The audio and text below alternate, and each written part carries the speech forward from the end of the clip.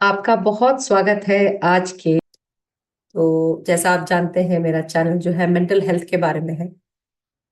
तो अभी तक तो आपने कई बार मुझे सुना होगा मेंटल हेल्थ के बारे में बात करते हुए। लेकिन मेंटल हेल्थ से जूझते हुए लोग क्या जिंदगी भर जूझते ही रहते हैं या वहाँ कोई उन्हें सफलता या स्थिरता भी होती मिलती है। तो इसीलिए मेरी इच्छा हुई आज कुछ सक्सेस स्टोरीज के बारे में सुनाने की। जो जो लोग इन डिफरेंट जो कैटेगरीज के जो मेंटल हेल्थ इश्यूज हैं, जैसे एंजाइटी, डिप्रेशन, बाइपोलर, स्किज़ोफ्रेनिया, बहुत सारे, मतलब लंबी लिस्ट है। और डिजीजेस के नाम गिनने से तो कोई खास फायदा नहीं है। ये लाइफ के चैलेंजेस हैं।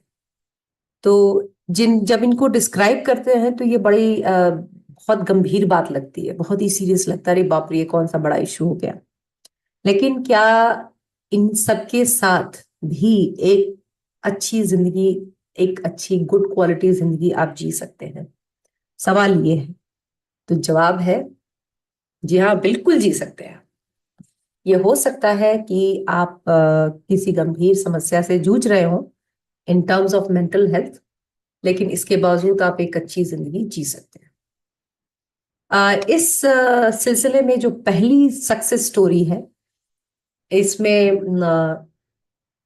बहुत अच्छी लगी, मुझे बहुत ही ज्यादा अच्छी लगी। और ऑफ कोर्स मेरा आपसे रिक्वेस्ट है कि आप सबके सब जाएं और इस तरह की स्टोरीज को आप जरूर गूगल करें, जहां पर आप बहुत बहुत ही फनी जोक्स या इस तरह की चीजें गूगल करते, कभी कभार ये सब चीजें भी गूगल कर लिया करें। तो ये जो कहानी है ये एक डॉक्टर की है। ये इन्होंने हाई स्कूल अपना कर लिया था, और हाई स्कूल करने के बाद इनका मेडिकल में दाखिला हो गया।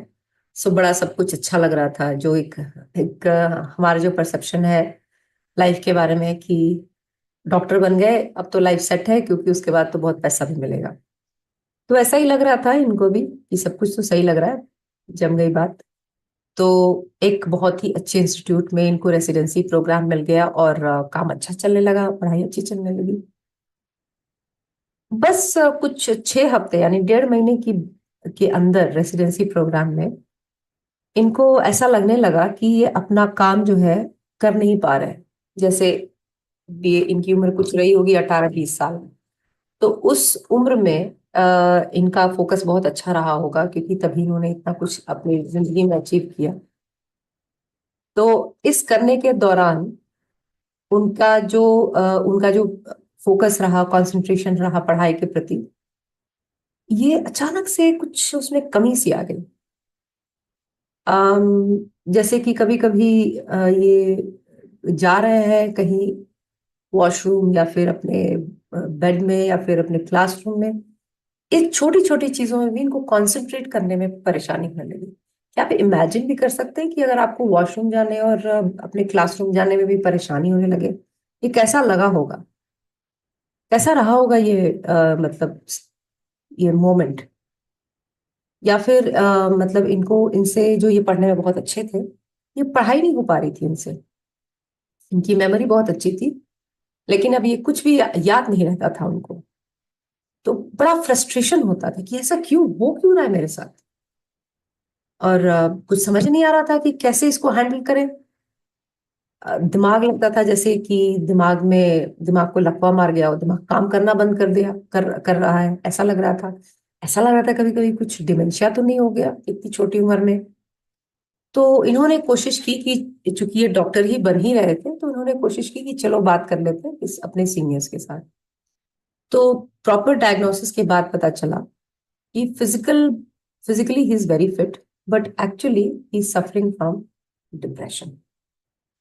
क्या अभी इतने डेडली सिम्टम्स, मेरी नजर में तो ये डेडली ही है कि एक 18-20 साल का कोई इंसान, उसको कहीं जाने में परेशानी होने लगे, उसे जाया न जाए, उससे कुछ किया ना जाए, जिसकी मेमोरी इतनी अच्छी है उसको कुछ याद ही नहीं आ रहा हो। अब ये जब डिप्रेशन इनको डायग्नोस किया गया, तो ये लगने लगा ऐसे जैसे इनके इनके बिहेवियर में कुछ प्रॉब्लम आ गया, इनके एटीट्यूड में प्रॉब्लम आ गया। सीरियस बीमारी नहीं लग रही थी अभी भी लोगों को। ये एक बहुत अफसोस की बात है।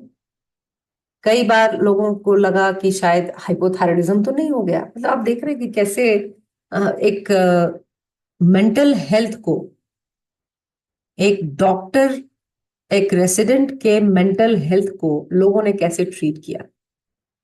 ये किसी को ये बात पल्ले ही नहीं पड़ रही थी, डाइजेस्ट ही नहीं हो रही थी कि एक डॉक्टर को डिप्रेशन कैसे हो सकता है। उनको खोजा जाने लगा कि उनके उनके दूसरे फिजिकल सिम्टम्स कहीं ना कहीं उसको टैग किया जाए कि ये वाला रीजन जो है ना, इसकी वजह से है। कहीं माइग्रेन तो नहीं हो गया, या कुछ और भी इस तरह की इश्यूज। लेकिन सारी चीजों के बाद जब मेडिकेशन भी इनको मिले और साइकोथेरेपी की गई इनकी, तो ये ही पता चला कि एक्चुअली इनके इनको डिप्रेशन ही है। तो काउंसलर के हेल्प से और दूसरी जो मेडिकेशंस के हेल्प से इनको फाइनली कुछ हद तक रिहैबिलिटेट तो हो पाए। तो अ, अपनी इन्होंने पढ़ाई पूरी की सक्सेसफुली, और मतलब ठीक है, हो गया। लेकिन ये एक बड़ी बात थी। अफसोस की बात ये है कि जब ये डॉक्टर बन गए तो उसके कुछ सालों के बाद इनको कोलोन कैंसर हो गया। कोलोन जो है वो बड़ी आंत का एक हिस्सा होता है। जैसे जो हमारे जो डाइजेस्टिव सिस्टम है उसमें बड़ी आंत जो एंड होता है वो रेक्टम और एनस में होता है, लेकिन बीच में कोलोन होता है जहाँ पे बहुत इंपॉर्टेंट एक्टिविटीज, बैक्टीरियल एक्टिविटीज होती हैं। तो उनको वहां का कैंसर हो गया। और तो ये भी बहुत हर्डल था, बहुत बड़ा हर्डल था। लेकिन जब इनको कैंसर हुआ तो नो बडी क्वेश्चन हिम कि भाई कैंसर कैसे हो सकता है। तो यहाँ जो मेरा ये पर्पस है इस स्टोरी को बताने का, कि जब मेंटल हेल्थ की जब शिकायत हुई, लोग विश्वास नहीं कर पा रहे थे कि कैसे हो सकता है, या फिर कुछ गलतफहमी है वगैरह वगैरह। लेकिन जब फिजिकल हेल्थ में प्रॉब्लम आई तो सब लोग सिंपैथेटिक भी थे, सब लोग हेल्प भी करना चाहते थे, और पूरा सपोर्ट भी इनको मिला। तो ये जो खुद चूंकि वो डॉक्टर हैं तो उनको ये समझ में आया कि कैसा कॉन्ट्रास्ट है ये, कि I am the same person who was having mental health issue and now I am suffering from cancer. अब तो सारे लोगों की सिंपैथी मिल रही है। झूठ तो वो तब भी नहीं बोल रहे थे, झूठ अब भी नहीं बोल रहे। लेकिन ये एटीट्यूड टुवर्ड्स मेंटल हेल्थ, ये कितनी मतलब सरप्राइजिंग है। और हम लोग बात कर रहे हैं जब उन लोगों की जहां पर पढ़े लिखे लोग हैं, मतलब डॉक्टर खुद ही थे, तो आप समझ ही सकते हैं कि उनके आसपास के लोग भी कितने मतलब उस तरह के ही रहे होंगे। तो मेंटल हेल्थ के प्रति जो हमारा एटीट्यूड है वो थोड़ा अच्छा नहीं है, और इसको चेंज करना बहुत जरूरी है। जैसे किसी को कैंसर है तो जैसी सिंपैथी उसमें होती है, बजाय उसको जज करने के और उसके प्रति नेगेटिव एटीट्यूड रखने के, उसी तरह से मेंटल हेल्थ इश्यूज जो है उनके बारे में अवेयरनेस और उनके प्रति सही एटीट्यूड रखना बहुत जरूरी है। सिर्फ डॉक्टर्स को ही नहीं, व्यक्ति, परिवार, समाज, समुदाय, हर जगह। क्योंकि मेंटल हेल्थ जो है वो आपके दिमाग के अंदर है, बहुत सेंसिटिव है, आपकी पर्सनालिटी चेंज हो जाती है उसकी वजह से।